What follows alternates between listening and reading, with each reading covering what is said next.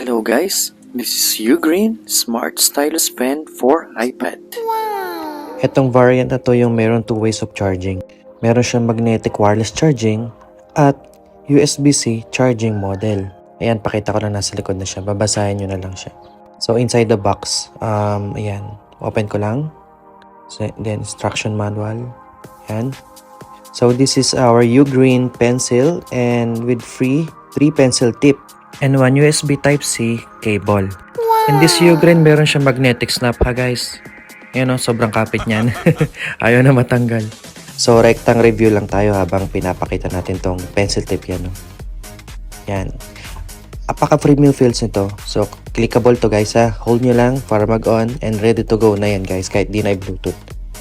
Try natin taking notes. Dito sa free to write notes. Yan. Palm rejection, try ko lang. Yan. Gumagana naman na palm rejection yan.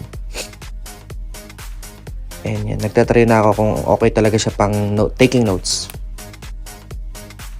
And nagpunta ako sa Bluetooth settings. I-pair nyo po yun guys. Para makita nyo po yung battery health ng stylus pen. Click nyo lang yung pair. Then, try nyo na yung gesture kung gumagana. Double press to view application running in the background on the iPad. Then single press for return to iPad home screen. Tinry na rin natin kung gumagana talaga yung wireless charging niya. So, ayan siya.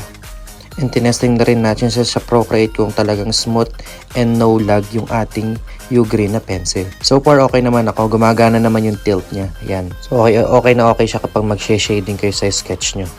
Super smooth talaga ng ating Ugreen pencil. Kung ano-ano na tinatry ko para makita ko lang yung kung naglalag ba siya or nagpuputol-putol. So, ayan. So, paano ba malalaman kung full charge na siya kung marami magtatanong man